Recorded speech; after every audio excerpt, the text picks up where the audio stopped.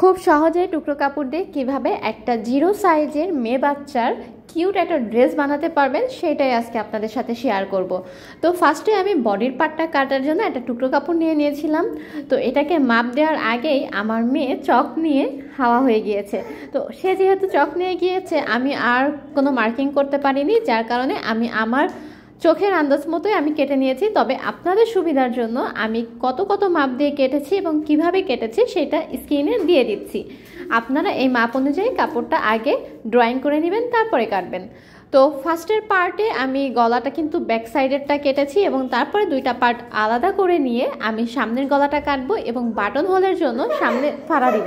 বডির অংশ বাদে নিচে কুচির জন্য আমি 2 টুকরা কাপড় নিয়েছি এবং সামনের যে বোতাম ঘরটা করব তার জন্য আমি লম্বা একটা কাপড় নিয়েছি আর গলার পাইপিংয়ের জন্য কিছু কাপড় নিয়েছি।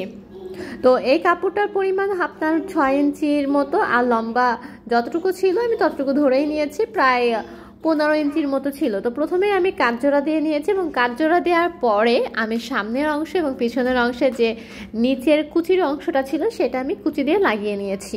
তো কাপড়গুলো আমি এখানে হাত দিয়ে ছোট ছোট কুচি দিয়েছি। তবে আপনারা চাইলে এখানে সুতা দিয়ে টেনে যে ছোট ছোট মানে কুচিটা হয়ে থাকে, মানে সুতা দিয়ে যে কুচিটা করে সেটাও করতে পারেন।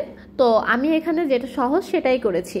তবে আমার কাছে মনে হয় দেখতে কিন্তু বেশি সুন্দর লাগে, যেটা ঘন ঘন কুচি থাকে সেইটা বেশি দেখতে ভালো লাগে। তো এটা একটা টুকরো কাপড় ছিল, যার কারণে খুব বেশি কুচি হয়নি। আর যেহেতু এটা একদমই জিরো সাইজের, মানে নিউবর্ন বেবির জন্য খুবই ছোট একটা জামা, তো কুচি দেওয়ার পরে আমি হলো গিয়ে সামনের 2 সাইডে বাটনের জন্য আমি কাপড়টাকে ঘিরে লম্বা করে দিয়ে তারপর সেলাই করে নেব। 2 সাইডে সেলাই করার পরে আমি গলার পাইপিংটা দিয়ে নিয়েছি। গলার পাইপিংয়ের জন্য আমি 1 ইঞ্চির চওড়ার মতো কাপড় নিয়েছিলাম এবং তারপরে 2 হাতাটাও নিয়ে নিয়েছি।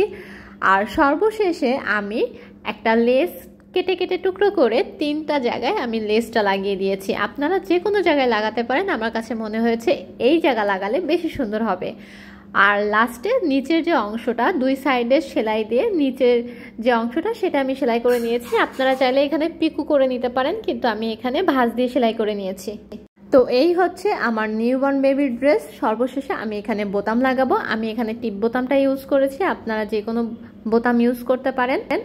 ড্রেসের মাপটা যদি বুঝতে আপনাদের সমস্যা হয়ে থাকে অবশ্যই আমাকে নক করতে পারেন, আমি চেষ্টা করব আপনাদেরকে যে মাপটা দিয়েছি বা আপনাদের যেভাবে সহজ হয় সেটা জানিয়ে দেওয়ার। যেহেতু অনেকগুলো ক্লিপস এখানে মিস গিয়েছে আমার মেয়ের জন্য, তাই আমি যতটুকু পেরেছি ততটুকু অ্যাড করেছি। ওই দেখেন আমার মেয়ে কিন্তু অলরেডি এসে হাজির, সে নিজেই এটা পরার জন্য খুবই ব্যস্ত হয়ে গিয়েছিল। তো যাই হোক, আজকের মতো এই পর্যন্তই। আল্লাহ হাফেজ।